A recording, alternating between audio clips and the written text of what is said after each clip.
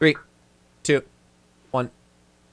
Welcome to the Buckhouse podcast. I'm Johnathan Buckhouse, one of your hosts, and this is Benjamin Buckhouse, my brother, co-host of the Buckhouse podcast. We've hit 26 episodes, which is a really big feat. I guess that's a half a year or a quarter of a year. What is it?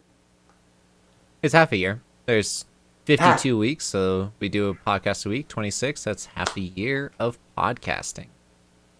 I thought we were going to give up. I'm joking. No. This is the podcast where me and my little brother talk all things anything. And for the first time this season, bro, I thought we could touch on football for a moment because it's been back. We just wrapped up week 3 of the season, and I'm a big football fan, and I finally had a good football week, so I'm okay with talking about it. Previously, I've lost all my fantasies. Packers lost week 1, which anytime the Packers lose, I'm kind of like not into football for that week. And then I scored huge on some bets yesterday and the day, mainly yesterday, or on Sunday too. I got some big ones. I was actually thinking about football as well because it's like there's just so much going on, and I'm just super into it at the moment. But I'm not doing any sports bets at the moment. I kind of swore off betting because I don't know. I just don't win, and I know that's that's the point. I know that's the point of gambling is that like you don't. Like, you're not guaranteed to win or anything, but it's like, I just have never won. So it just was kind of like, I'm okay with losing, but the fact that I've never won, it just makes it boring. So, yeah, like even when Kirsten and I went to Vegas for our birthdays, we didn't gamble at all. So, but, it's hard. I hate gambling in Vegas because like you're definitely going to lose in Vegas when you gamble, at least on the strip. They got those unlimited shuffling shoes and things like that. So like it's super stacked against you in Vegas unless you go like high limit 2-card or 2-deck blackjack. Like you're gonna lose. But where I found success this weekend with gambling was like weird parlays, but like totally stacked in my favor parlays. Like picking teams that like I knew were gonna win, or like games. I did like a parlay of 3 games that were going to be over the points scored, and all 3 of them hit, which was huge. And then last night I picked the Bengals to lose, the Bills to win, and like for the Bills game to be like a huge high score. And I bet like $4 on it, and I won $40. So I was like, dude, I hit a couple like betting small amounts, getting huge returns, and I don't know. It's fun, but obviously, like Ben was saying, when you bet or gamble, you're more likely going to lose. But I finally won, and I won all 3 of my fantasy leagues, which starting off 0-2 was brutal, but to finally get some W's, because I drafted really good teams. And fantasy football can be sometimes the most frustrating thing in the world, but we killed it. And so, yeah, I hope you guys are enjoying the football season. I just wanted to touch on that for a quick second. And do you have another talking point you want to get into, bro? Well, let me talk about football. I was just going to say, I've actually never done fantasy football, and I don't know, it's just kind of gotten to a point where I've never done it, so I don't even think about it, but it's like, I feel like I would be I've like given people advice on fantasy football, and it works out, but I myself I've just never played fantasy football, but I don't know. I know that I don't like the idea of fantasy football in the sense of like, I know it's part of like even just the sport, but it's like Christian McCaffrey, everybody in the world wanted to get Christian McCaffrey, and then he's not even playing right now, so it's like, and like they kind of kept that hush for a while, which was kind of dirty, because a lot of people were putting him on the league, and then just to find out that he was actually been injured and he's injured and he has been injured, but the 49ers have just been kind of not talking about it. Like that's kind of, I don't know, a little messed up, but no, I just never got into fantasy football. I'm very happy with how the league is going right now, as in Packers did lose game 1, which was, I don't know, I'm not blaming it, but it's like that field was insane and I know both teams are playing on the same field, but they played in Brazil, and it was just this like messed up field. It was grass, but it was getting torn up, and it was like muddy, and it was just a bad experience. And then of course Jordan Love gets hurt in the second to last play of the game. Malik Willis just out here balling. Yeah, Malik Willis is our backup quarterback. Didn't even hear his name until the end of that first game. Literally, he played one play in that first game and got tackled, and that's it. But no, Malik Willis is playing well, which is great, and I just love that like the Bears. I saw so many things in the offseason leading up to it where the Bears like, we're going to the Super Bowl. Like Caleb Williams is the best quarterback to ever touch the ball. Like just going off about this guy, like talking him up so much, and he is playing. I'm not putting the blame just on Caleb Williams because it's also their offensive line, but like they're not playing well. He did get his first 2 touchdowns last game, but he also had 2 interceptions. So there's that. But no, it's a great feeling to know that our backup quarterback is playing well, playing better than most people's starting quarterbacks. You know, anytime you can see the Bears struggle, it's a good feeling. But I feel like we're getting into the weeds a little bit with football talk. I don't know how many people want to go that deep, but I was gonna say, I got some really cool DMs this week. So we can go into that, or you should also play fantasy football, by the way. Who DM'd you? You got Taylor Swift in your DMs? Might as well be. Aaron Cairo DM'd me. No way! From Braille Skateboarding, which is pretty rad. He, in a lot of ways, he was replying back to 2 of my DMs, like, I guess 4 years ago, I sent him a DM, and I've always kind of looked at like Aaron Cairo as like an inspiration of like how I want my snowboard channel to grow into. You know, like Braille Skateboarding is one of the largest is the largest skateboard channel on YouTube with like 5-something million subscribers. I've actually been on Braille with the summer board and riding. So, but like 4 years ago, I sent him 4 years ago, I sent him a DM just like, hey, like, how do you deal with the hate or the industry not looking at you as valuable? And like, how did you navigate that scene? And he replied back to me about that. But I also like, I already finished it. It's over there. But I read his book. And so whenever I read a book, I post on my Instagram and then I tag the author just because why not? I'm like, okay, I'm reading this book. And then I also share a Amazon affiliate link if anyone wants to snag the book and read it with me. I'm kind of trying to create my own book club, so join my book club. And that must have put me like closer in his DMs for him to reply to me. But he replied, and then we've been talking, and I sent him the Braille video that I was in, the summer board versus Braille game of skate. And yeah, it's kind of rad that I've been DMing Aaron Cairo. Dude, it's crazy. I didn't hear about any of this until somewhat recently. People were hating on you for pro or whatever. And somebody was like, yeah, Johnathan Buckhouse is the Aaron Cairo of snowboarding. And I'm like, what? Like, because Aaron Cairo he's a pro skateboarder, but like, he wasn't a top tier pro. No offense, Aaron, you're obviously exponentially better at skateboarding than I will ever be. But, you know, like, he wasn't like I'm blanking on his name, the street skater of all time. You know, like he wasn't a Tony Hawk or anything like that. I'm not saying that's not who I was thinking. That's what you were thinking. Well, no, I was not thinking of Rodney Mullen. I'm thinking of who's the modern day skater. What's his not Hudson. Starts with an H or something. Nigel Houston, yeah. Yes, Nigel Houston. So right, so he's no Nigel Houston, he's no Tony Hawk. He was never like a top person, but he's been known for his ability to manual. Anyways, the point is that like people just want to hate just to hate. Like, I don't know. Like, it blows my mind. But no, Aaron Cairo is a great guy, and he's one of those guys that just wants to give back to the community and just gets hate. And that's kind of the same for you. You just try to give back to the community, and people just want to hate on you.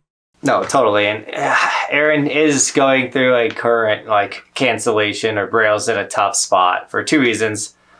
Skateboarding, also, you can put snowboarding in there, but things are tough and struggling right now. The economy is not doing well, and skateboarding is getting obliterated after being like going through an absolute peak because of COVID. Skateboarding exploded because people are like, I can't do anything. I'm all by myself. So people started ordering skateboard gear, and all these skateboard companies like Revenge and Braille all were like, oh, dude, this is awesome. So they like bought a bunch of inventory and went, you know, all in on it. And in a lot of ways, I thought the same thing. I was like, dude, we're going to the moon. And I hired a bunch of employees. And then it's been a downhill for the last couple of years, a pretty steep downhill. And so Braille was struggling, and they had to close their warehouse, which is where I went and filmed the Summer Board versus Braille video. And Aaron, just when he closed it, he didn't do the most proper closing of the warehouse. He just straight ripped everything out. But the way he explained it makes sense that the owners of the warehouse, because he was like negotiating with them, trying to get them to like not raise rent and do all this stuff. And they were just like, they just had their lawyer send them a message that was like, hey, if you don't get out by this date, which was like in 2 weeks, we're going to sue you and make you pay rent for like the next 5 years at this like rate that he couldn't afford anymore. So he panicked and just like ripped the skateboard park out immediately and didn't invite all the Braille riders or film a video for the community of like the last day at the Braille house. He just tore it out. And it's hard because the Braille house was such a staple for like, I don't know how many years, but for a long time, you know, the audience saw them create it. And then that's where all their videos were made. And then all of a sudden it was just straight, the next day it was gone. You know, it was there and then it was gone. And people were really mad about it. And he's getting a lot of hate for how he handled that situation. But I also think a lot of criticism comes from people that are not in your shoes. You know, I'm not in Aaron's shoes, but I totally understand where his income is dramatically dropping. And then he was threatened with this, like, I can't, this would absolutely like destroy me. And he just made a decision trying to like save what he's built for over the last couple of years, you know? So I get it. And so he's getting a lot of hate for that one. And I take it as a major compliment if someone wants to call me the Aaron Cairo of snowboarding, because one, like I said, like that's kind of where I'm trying to get to, is like that'd be rad to be considered that, on top of Braille's still very successful, a YouTube channel that's gotten over 5 million subscribers. Like, I hope to one day be on that level. Yeah, and I mean, I would take that as a compliment. Like, I really liked Aaron Cairo. I say liked. I haven't. He like stepped away from Braille, so I was watching him when he was the face of Braille, and then after the last like I don't know, like 5 years or so, he wasn't the face. But no, he's a great guy, and he is really good at skateboarding. And you're right, like people like they're not in his shoes, so they don't know what that would be like. You know, they don't know what that experience would be like, and it just I couldn't imagine if, like you're saying, because I watched his like kind of apology video or his explanation video, and that's exactly what it was like if he wasn't out by a certain date, and I think you said 2 weeks.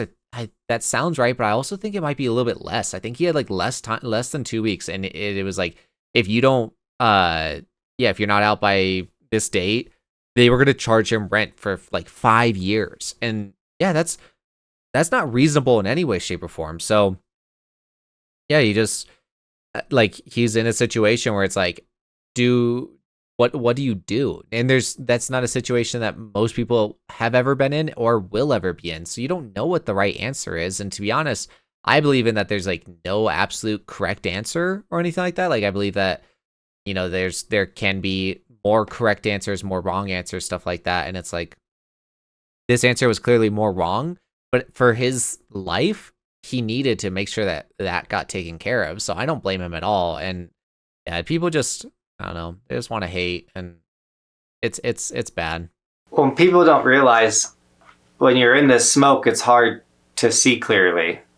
You know, in hindsight, hindsight's 2020. Like now, I'm sure he's like, oh, I absolutely should have done that, and that probably would have been a very successful video. And like, sure, he sees that now, but once again, when you're getting letters from lawyers and your channel's declining and you're just like, I don't know what to do, and his overhead's probably thousands upon, he probably has like a $20,000 overhead, so then you're just panicking at that point. And just because your channel has done well doesn't mean you still have the money, as weird as that sounds. Because like I know, speaking for myself as a business owner, as you get money, if you decide to just keep all that money for yourself, the government's going to come in and start cherry picking a bunch of your money. So as a business owner, you go, okay, I made all this money. I need to spend it to move the business forward. So I'm going to buy things like snowmobiles and campers and things that allow me to go out and create my content better, whether that's more cameras and employees to edit your videos. You take the money that you're receiving and you spend it everywhere. So then when it's time to do your taxes, you're like, oh, I had this huge income, but my business expenses came out to like this. And so then we don't really have to pay that much in taxes. That's what a smart business person would do. And so I'm assuming that's what Aaron did. He put all his money into the Braille house and employees and skaters. And, so then when things start getting tight, you don't really have this huge nest egg. And so it's like, okay, we got to make some shifts and we got to do some cuts and things like that. And so that's probably where he's at. But then moving from the Braille story to the next DM that I got was from Chris Grenier, which is a pro snowboarder. And he started a podcast called the Bomb Hole Podcast, which is kind of like in the snowboarding world, like the most staple and like one of the best things that happened to snowboarding in a while. It's where you can finally hear like the story of your favorite pros and things like that. He was like the right dude to do the podcast because he's in the snowboard world. He's been a professional snowboarder for decades. So he's been able to like actually get access to the pros that you want to hear, like their stories and things like that. And so it's been a really rad podcast. And he just hit his 200th episode. We're on 26. He's on 200. So you can see how much longer he's been doing it. And so his episode was like a big deal, whatever. And then he announced that he's having a kid.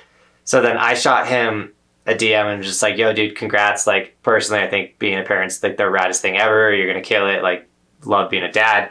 And he wrote me back and was like, thanks a lot. Really appreciate that. Much respect to you and your work ethic. Keep crushing it. Which he's a pretty core snowboarder. And if you know anything about me and my channel, of course, snowboarding hates me. But to get a compliment from a person at that level, someone that I've seen snowboard for years, on top of like, he knows that I work really hard, to my perception to him. And I've talked about this in an early episode, is like, how do I want people to perceive me? The hardest working person in the room. And Chris is also one of those like really hardworking people. So for him to notice my work ethic and know that like I'm here because I work hard, not because I'm like was gifted, it was like a really cool message, if that makes sense. No, that's awesome, bro. And yeah, you're right. Like I was kind of, I wouldn't say worried because you're hyped about it. So I knew that it was going to be positive, but it's like, yeah, no, that's you're right. Like I was kind of worried on what he was going to say on like, because if he's a core snowboarder, that's like, that is the audience that hates you the most. So it's like, how is he going to react? So that's awesome that he was able to kind of like extend that to you and compliment you in a way. Say the thing that I've come to realize with these two DMs, and I've reached out to some other people and gotten some back, but like as my platform gets bigger, I've realized as I reach out to people, the likelihood of them reaching back out to me has been getting higher. Because another person that I've been DMing a lot and like now follows me on Instagram is Garrett Jenner, which is another skateboard YouTuber he's almost has like 1 million followers on YouTube, and like he's been doing YouTube forever. And I've been reaching out. I like to reach out mainly to the skateboard content creators because they've been doing it longer. And just like with snowboarding, they have seasonal times where like summer is their best time for content, and then it's dead in the winter, things like that. So like DMing them and talking to them about content creation, how do they deal with the lows, the highs, the hate, because it's like, okay, like the skateboard industry doesn't see these skateboard YouTubers as professionals either, and things like that. So it's like, how have you guys navigated this? And just to get other perspectives or like people that have been through its point of views, it's been really nice. And it's cool that once again I could reach out to these people and get messages back, which I'm not special. You guys can definitely do that. And especially if you want to do that, I would say pay for the Instagram verification, because I know me personally, if a verified account DMs me, I'm definitely being like, oh, who's this person? Because you can't really tell if someone's paying for it or if it's the legit. And then if you do have hundreds of followers, hundreds of thousands of followers, that does kind of like increase the chance that they're going to write you back. But being verified will also increase the chances of someone popular that you want to get a hold of, or someone that has information that you want, will reply back to you. I'll be honest, I'm not a big fan of buying the verified badge. Twitter did the same thing. Okay, Shadow. Okay, buddy. Just groaned. But Twitter did the same thing, or X, whatever you want to call it. But no, it just turned into this weird experience because the verified badge to me meant that it's like you are legitimate in the sense that it's like you are the real account, which fake accounts exist. You've had fake accounts try to message people and try to scam people and stuff. And it's also just like, I don't know, it just felt like there was something to earn, and now you can just buy it, and it just feels weird. Yeah, but the hardest part is like when you were like popular on Instagram and totally like should have been verified, you would like submit for it and you would never get an answer back, which was so frustrating. So that was one aspect to it. Yes, there's plenty of people that have like 400 followers now that have the blue check mark, but believe it or not, at least on Instagram, not many people actually do it, if that makes sense. And then Twitter, totally, I could see Twitter being more of a legit thing, but it was really frustrating back in the day when you're like, okay, I need to like let people know this is a legit account, but the platforms weren't working with you. And then you would find people that like wouldn't be legit accounts, however, would still be verified because they knew the right people. Like really, it was like everything I learned about getting verified on Instagram prior to the now you can pay for it was you just had to know the person that worked at Instagram that did the verification thing, and they would just verify people they knew or like do favors for friends and things like that. It was really frustrating. But yes, the pay to play, like all that type of stuff, I get it. I get both sides of it. When I heard they were first coming out, that I was like, that's frustrating. But now that I have a check mark next to my name on all those platforms, I'm legitimately verified on YouTube with my check mark on YouTube. That's like legitimate, and that's dope. That's what I like about it.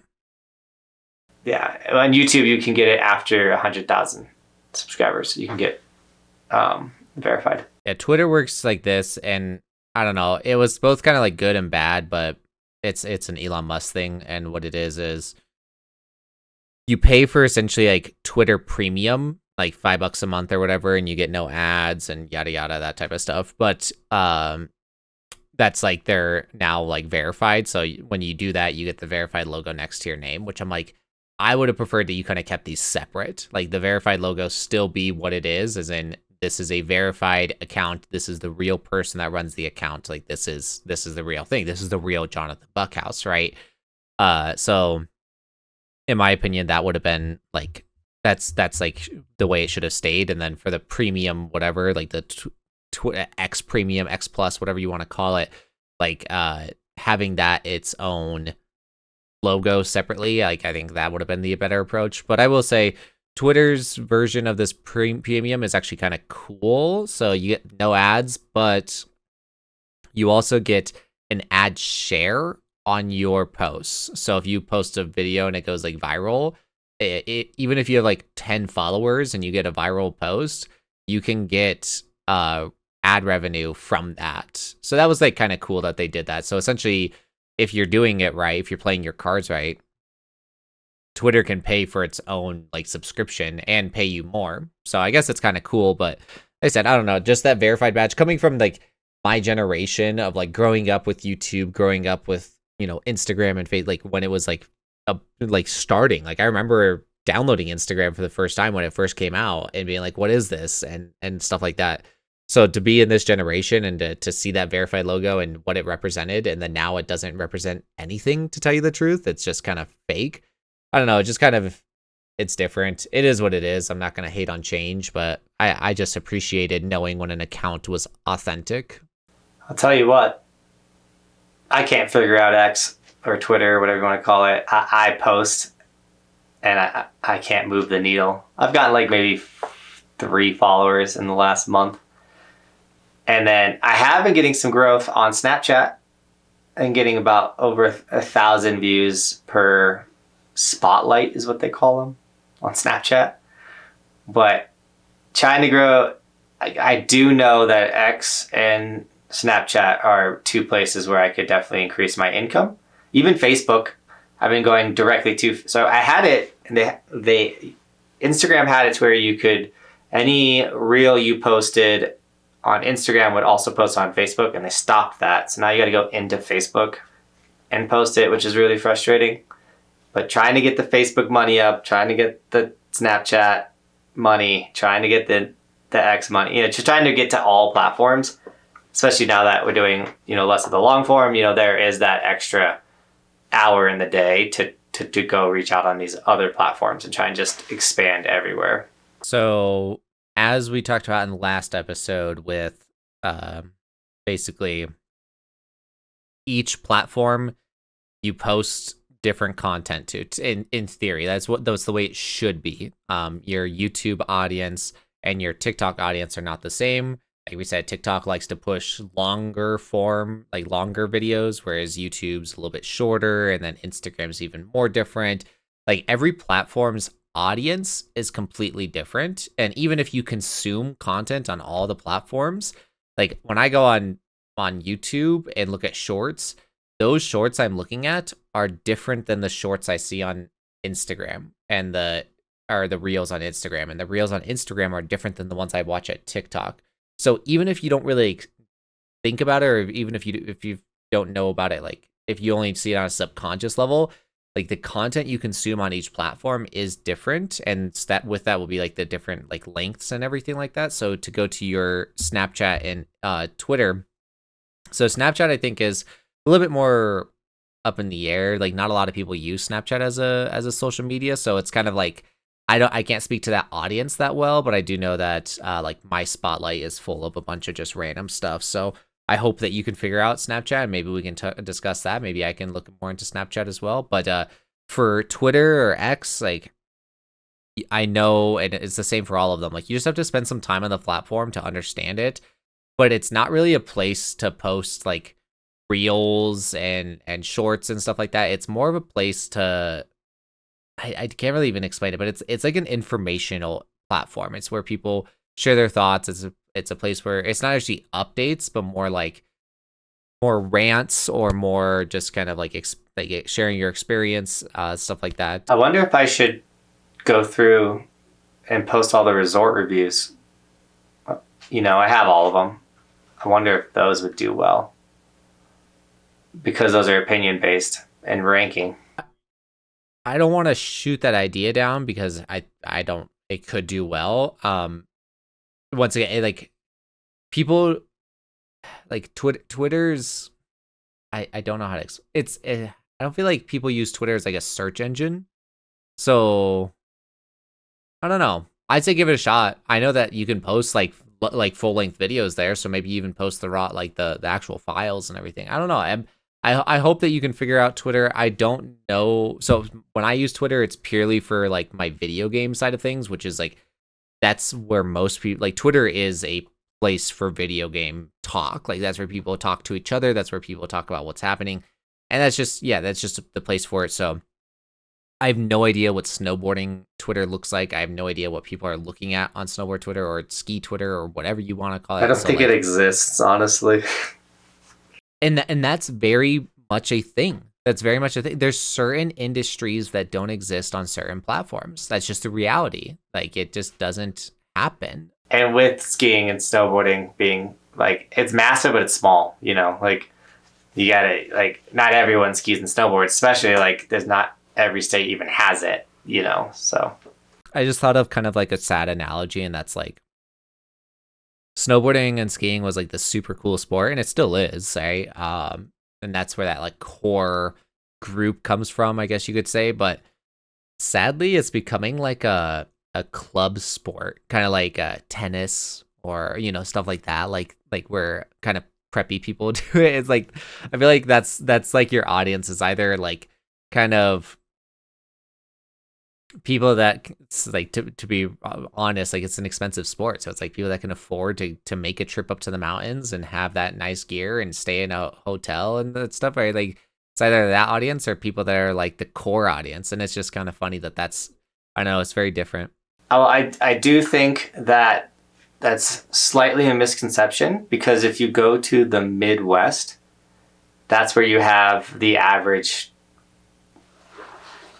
not even just average person, but like the Midwest riding is so different. It's not clubby. It's very hand me down, give me gear, like get me on the mountain. It's chaotic. It's anybody's game. Anyone can ski and snowboard in the Midwest.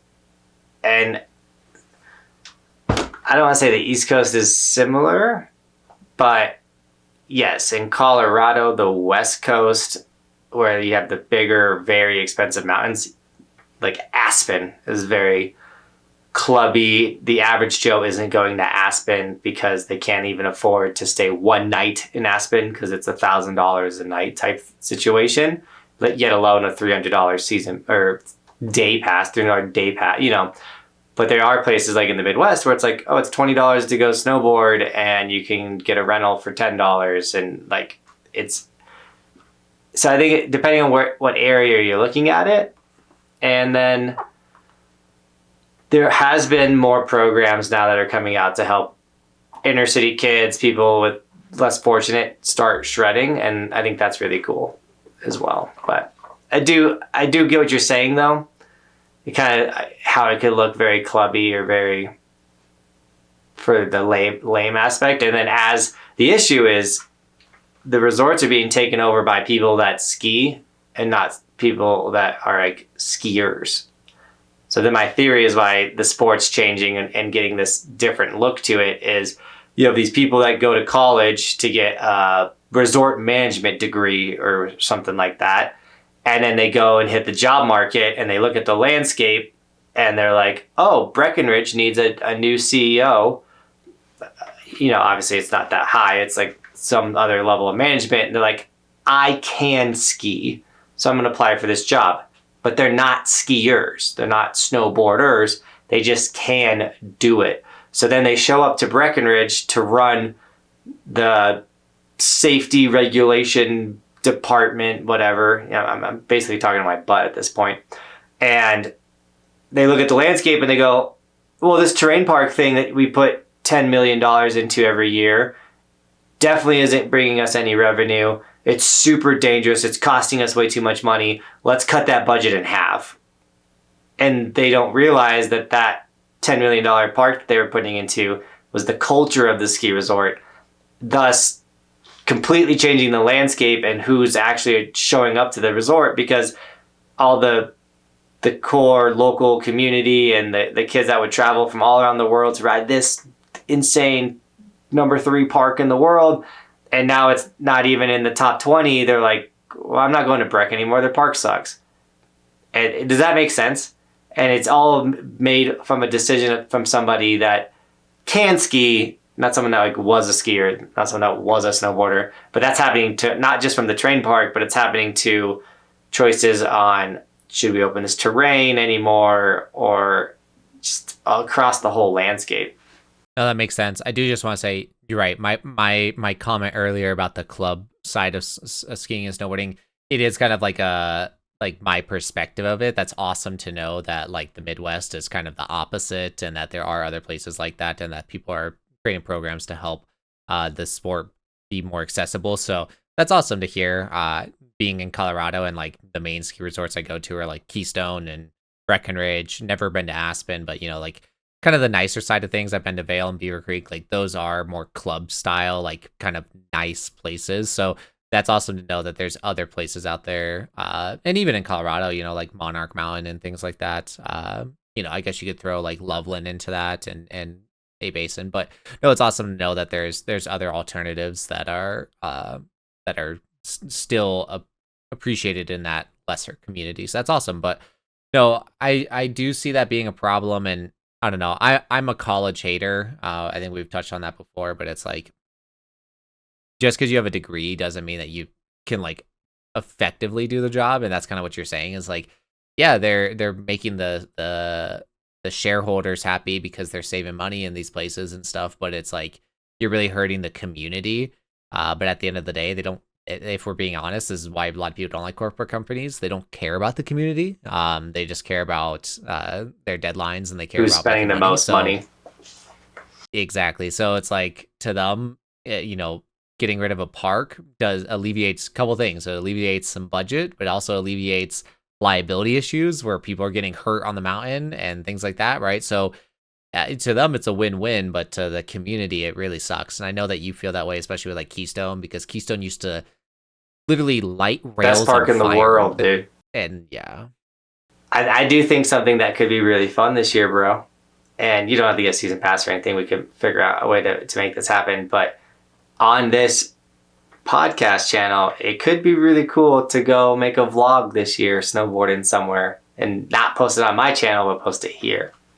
Okay, I wasn't thinking about posting it here, but I have thought about us like doing a vlog again because we've done that trip where we went out to Washington together when I wasn't living with you or anything, but we still went out and vlogged, and that was a lot of fun. So I'd be down to make a trip like that, but no, 100%. I haven't gone snowboarding in. I don't have any plans to go this year. Not saying I won't, but I don't have any active plans. But this would be my second year of not snowboarding, and it just I don't know, just with like we've been talking about, it's an expensive thing to do, and I just haven't. It's not my passion, so it's just not a priority in my life. But no, I miss it. I haven't gone in a while, so it'd be fun to do like little vlog trip, bro.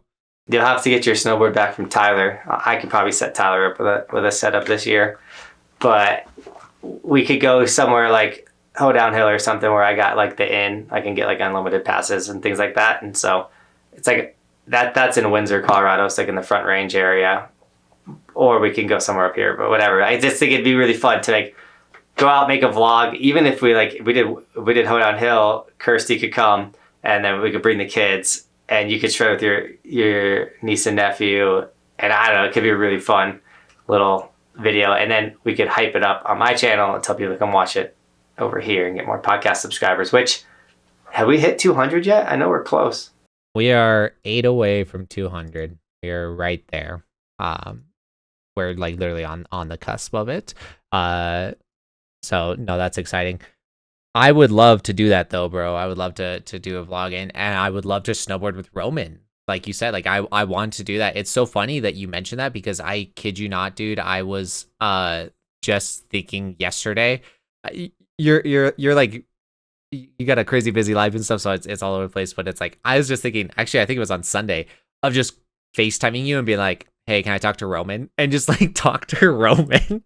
Like that's what I wanted to do. And of course I can do that. Yeah, I can do that. It's just like I was just thinking the other day about how like him and I were playing some games together and we haven't done that in a while and stuff. Like I miss him and because he's not allowed to play Xbox. He got grounded. He's like life grounded. I hate to be the parent that's like, you're grounded for life. But dude, man, I don't it's Xbox, iPad, his little phone. The only thing that doesn't give him the worst attitude and make him an unbearable human is his Nintendo Switch. And I don't understand. I mean, my theory is when you give these kids the Xbox, an iPad, access to Roadblocks, or these games that have unlimited choices, when they get brought back into reality and they don't have as many choices, they're like the rudest human on the planet. And it's like, that's the way I explained it. I literally had this conversation with him yesterday. He's like, man, I kind of miss playing Xbox and this. And we just kind of went down the rabbit hole of like, why does he not get to play those? And it's because when he's done and we're like, hey, dude, go eat your food. And he's like, I don't want to eat this food. I want something different. It's like, that's not how life works, little man. That's what you got on the plate. That's what you're eating. And so, like, yeah, you don't get to play Xbox. But I've been getting on the Xbox a little bit for my mental health. I know this is like a rabbit hole, but I don't envy that part of being a parent right now. As in, I know it's a lot easier said than done, and I'm not judging anyone, but Kirsty and I have talked that if kids ever became a thing, that it's like, I don't want to have an iPad. Like, I don't want to give my kid an iPad and stuff. And like I said, I know that's a lot easier said than done, and I know that it makes your life a lot easier. But it's just like, I know what social media and I know what electronics, I know what technology has done to me as a person, as in like the instant gratification side of things and where I've struggled and things like that. Like, I know the downside of it, and I wouldn't wish that upon my kids. So it's like, I like the situation that you're in right now, like that's just the way that life is though. Like, technology is a thing, and his friends have iPads, his friends have Switches, and so it's just like they're gonna want that. And I mean, as a kid, I wanted a Nintendo DS, and as a kid, you wanted a Game Boy. So like, it's not that it's new or anything, but just that experience and how fast technology is, and how, you know, never ending it is, how you can constantly get something new. Yeah, like I 100% like I couldn't imagine that struggle. I couldn't imagine. So I don't envy you for that right now. But I hope that Roman can kind of get past that eventually, of his frustration and how upset he gets. But it all comes with age, and I mean, imagine how frustrated you get with games, you know, and you're an adult, like, and then shrink yourself down to a ball of just emotions. But as a parent, you know, it's like, it's just about moderation, you know. If he does get on the iPad or the Xbox, you limit it to an hour, and then just know the moment he gets off, he's more likely going to be a terror. So try to get him off, and then have him go into something that's going to be enjoyable, but also like breaking their focus before taking it away from them. So it's like, all right, I want Roman to get off in 20 minutes. Like, I need to start going in now and be like, hey man, 10 minutes and you got to get off. Hey man, 5 minutes, you got to get off. Go back in, like, hey man, like 3 minutes, you know, even though it's been like 10 minutes since the last time, you know, you gotta constantly keep breaking that focus and letting them know, like, hey, this is winding down. You need to get sucked out of that world. And yes, as a parent, it is a little terrifying knowing that, like, okay, this technology, all these types of things, obviously with Bristol, I mean, even with Roman, you know, you give him a phone. A saying that I heard that I really like is, when you give your kid a iPhone, you're not giving your kid access to the world, you're giving the world access to your kid. And, you know, that opens up, you know, obviously people messaging them, the ability to access corn, you know, put in the right word there or letters there. Like, it is a lot. However, it's like, I would say out of 100 of the things that I worry about in my life and day to day with my kids, it's probably like 5% of the problems and the issues and the thought process. And then it really comes down to, like, what do you do with your kids? Like, yesterday, me and Roman went and drove around a remote control boat in a lake. Like, that was so much fun and really cool, and way cooler than an iPad, you know. And he was like jumping in next to the water and chasing fish with it, and like, he was being a kid, like a kid that's not an iPad kid. And so, like, if you don't want an iPad kid, it's your job as the parent to go do the non-iPad things. Like, Roman's been really into punting a football.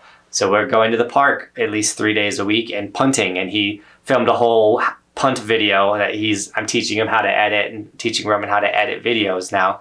And that's a life skill, you know. If he can learn how to edit before 10, you know, like, what could that turn into? And so, yeah, like, if you don't want an iPad kid, then be a better parent. I 100% agree. And here's the, you know, like, tough pill to swallow. Like, I don't know if you've ever seen those, but I've seen some, and they just make me laugh. But the reality is, I do believe there's a tough pill to swallow, and that's, I'm not trying to be like defensive, because I know my circumstances. I know where I've been fortunate in life and stuff. But it's like, yeah, I've had like technology that's great in my life, and it's affected me in negative ways and positive ways and everything like that. And people will be like, oh, when I was your age, I didn't have that, or blah, blah, blah. Or like, oh, these iPad kids nowadays. I'm going to be honest. Parents are worse than the kids nowadays. Like, I'm sorry, I love our mom, but our mom is extremely addicted to her phone and her iPad and stuff like that, right? And like you're saying, these parents are like, it's their responsibility to make sure that their kid isn't an iPad kid. But when they're so captivated and so sucked into their social media, and they're just like, here, take your iPad, or here, take this phone, or whatever, like, you're just you're part of the like you are the problem. Like you're showing your kid that it's okay just to be sucked into your phone, and that's all that you need to do. And so these kids, like I see it all the time when we're shopping. Kids will just be in shopping carts with an iPhone in their hands, like a full iPhone in their hands, and they're like 3 years old. I've seen other kids where it's like they've got an iPad and a phone, and they're like doing things on both of them, and it's like you're not even paying attention to either of them. You're just doing this just to do it. And yeah, you're right. It's like it's up to the parent. It's their responsibility to decide that. And I love seeing Roman do his kicking. I would love to come up to the mountains and hang out with you guys while you're doing that. I know he's super into it, and I love it. I was just telling Kirsty about it, and I think it's so cool. The cool thing is he is very coachable in the sense, like, I still have like a little bit of time with him as his dad where he's going to listen to me, at least when it comes to coaching or whatever. And if it's something he's interested in, he will like take my advice, or he'll be like, why didn't that kick work, Dad? And I can be like, well, you threw the football up instead of just dropping it. But the way he got his kicking form, which is pretty decent, is I just put a YouTube video on, like how to punt a football. He watched one video and got like 90% of the information. So his ability to digest a how-to video is shockingly high. And I don't know if that is because he has had iPads as a kid. Like I let him watch Blimpy and like these children educational things within moderation. But that's really cool to see. But I was going to say, I hate one thing I hate about my job is that my job is on my phone and my job is on a computer and on a screen. Because to the kids, they don't really understand that when Dad's on his phone and typing away or trying to post a video, to them that's, oh, he's on his iPad just like I'm on my iPad. But realistically, like, I am working. So Bristol will be like, Dad, get off your phone, in her like super cute little baby voice. And I'm like, Bristol, like, I gotta post this video, like Daddy's working, hold on, like let Daddy get his work done. You know, it's hard. And I remember when Roman was a little, when Roman was littler, that's a hard sentence, he would be like, I want to work. And he was asking for his iPad saying he wanted to work. And so that's one thing I hate.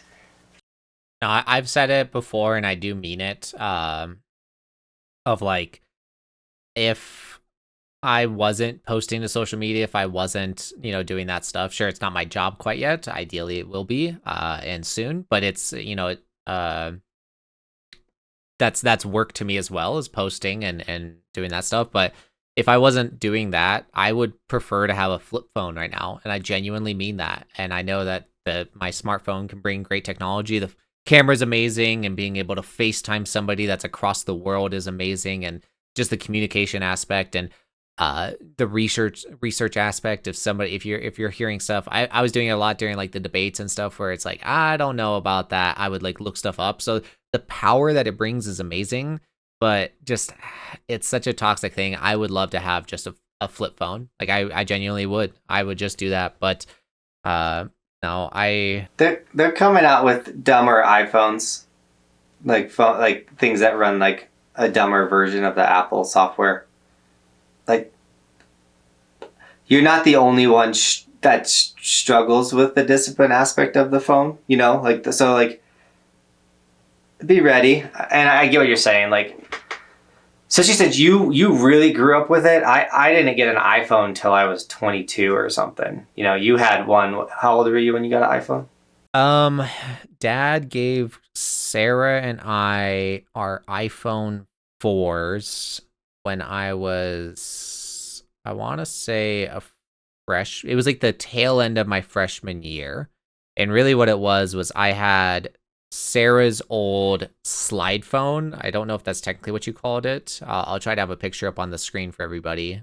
This is vintage technology nowadays. Some of the younger audience may not know what we're doing. But basically the front looked like a normal phone with a screen and like your numbers. And then you could slide it to the side and it would have like a full keyboard. So I got Sarah's hand-me-down of that, and then it broke on us. And what Dad ended up doing was he upgraded his and Jenny's phone, and then he gave Sarah and I their iPhones. So we got like hand-me-down phones.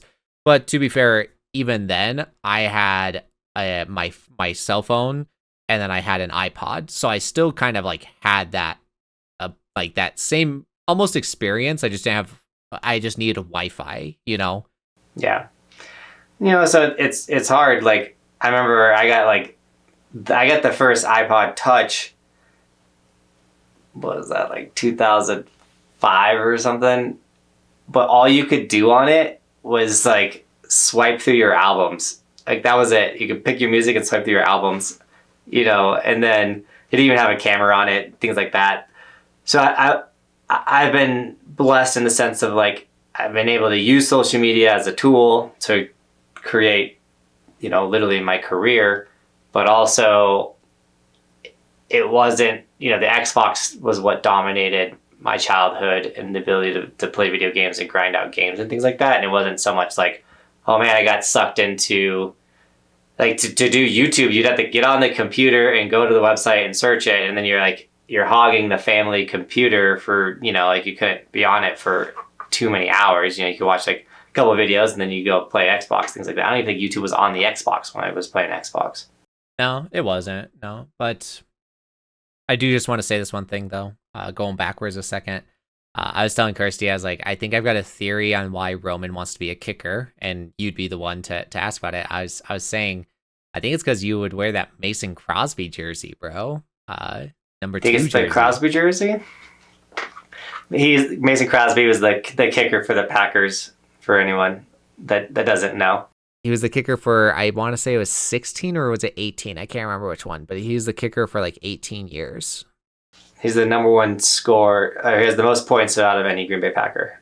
Which is common for kickers. Like if you have a long-time kicker, that's a common thing. So it's not necessarily that like, it is impressive, but it's like when you're getting an extra point after pretty much every touchdown and then you're also kicking field goals, statistically you're going to have a lot of points. And so yeah, Mason Crosby was a long-time kicker for the Packers. He recently retired, but Johnathan has a jersey of it, and I love it. I think it's an awesome jersey to have, and I think that a lot of, I'm going to say, obviously you guys do what you want to do, but like I kind of tease Bronco fans because they're like wanting to buy a Bo Nix jersey, who's their current quarterback, and I'm like, don't you want to see him like play a little bit and like actually do well, or maybe play for more than a year with you guys before like buying a $70-$80 jersey?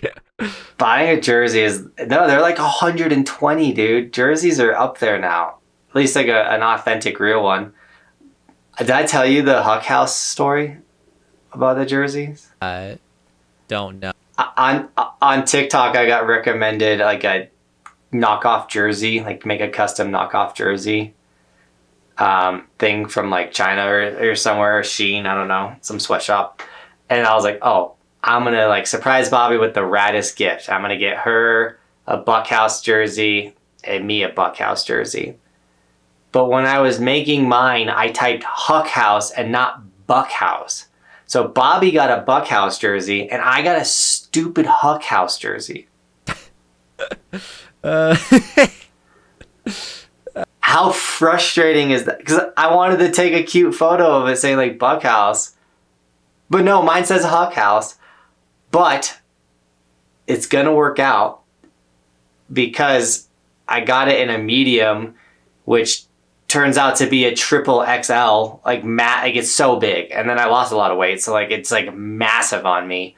But it says Buckhouse. So to the right subscriber out there, I have the raddest Green Bay Packer jersey. If that makes sense. That's unfortunate. At least Buckhouse is a part of you, so like there's that. But that's funny. That's funny. It was just a gift that fell apart. If that makes sense. I was so mad. But my just theory was that like Roman saw Dad wearing this kicker's jersey, and you always talked, as you should, you always talked very highly of Mason Crosby, and as a kicker he was a great kicker. So I just think that kind of like planted a small seed, and it doesn't matter how big the seed is, it can grow into a massive tree, so I think it planted that seed where Roman was like, I want to be a kicker. It could be that, or the fact like, we watch every game. Like football's big in my house, and we always threw the football around with Roman. Like every time football's on TV, we're throwing the football around the living room, doing things like that. But the one thing we don't let him do is kick the football in the house. So it could be the fact that he never gets to kick. And now he's like, wait, we can go outside and I can kick the ball? Let's go do that. I love leaning into it though, because he's like, Dad, I want to play football. Dad, I want to play football. And Roman's trends vary on the small side. I am only 5'6", and my wife is like 5 foot. She's like 5'2" or something. So Roman is trending on the very small side of things. Now I did get to play high school football, but it was at a really small school.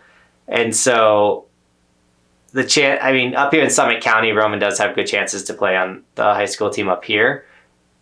But, like, if you asked him right now, like, what do you want to be when he grows up? He's got, like, 3 answers. A construction worker is number 1.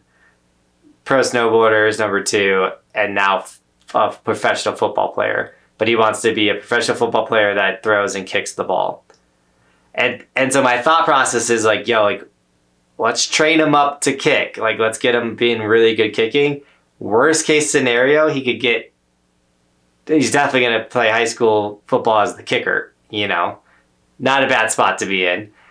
But maybe that could translate to some college kicking, and then you never know. And whatever somebody feels passionate about, I believe in pushing that, that's something I've always wanted was, I don't want to say it like that anyways. It's like parents that support you no matter what your hobby is and everything. That's awesome. And so for Roman, it's like, if he wants to dive into snowboarding, maybe that's the path, but also maybe if he wants to be a kicker. And like you said, like, it's really not that bad of an idea for him to like let him kick a bunch, because then he pretty much can guarantee a spot in high school, whether he's playing in Summit County, whether he's playing down here in Colorado Springs for Pine Creek, which is a massive football school down here, wherever it is. I'm not saying that you're moving, but it's like, wherever he wants to, he can potentially be the starting kicker for that, which if that's his dream, that's awesome. But then also, he can get a college scholarship for being a kicker and then go and get his college paid for. Like, that's awesome. And then maybe if he's persistent at it and it really is his passion, it really is what he loves, and he goes and becomes an NFL kicker. Like, somebody that went to our little sister's school here in Colorado Springs was the kicker for the Green Bay Packers. She's not the kicker anymore, but he was the kicker for the Green Bay Packers. And he went to a school, like not a massive school, but a smaller school here in Colorado. Like, that's crazy to think. And Roman could do that. So I believe that's a great note to kind of end the podcast on, of like, support your kids no matter what it is, and push people to do the best of their things. Yeah. And the kids that tend to do, at least in like the lower levels, like, middle school, high school, the kids that end up being some of the better athletes are the ones that the parents put a little bit of time into them. Now, there are parents that put like every minute of every day into their kids. I'm not that parent, but I'm going to give my kids, hours of attention a day, but like, let's go intentionally out and kick a football and work on your form. Like, let's go snowboarding and I'm going to help you get better at snow. Like, he's getting enough time and attention that he is going to be getting better than the average kid that's doing something and their parents aren't helping them. Their parents are letting only the coach them, things like that. So who knows?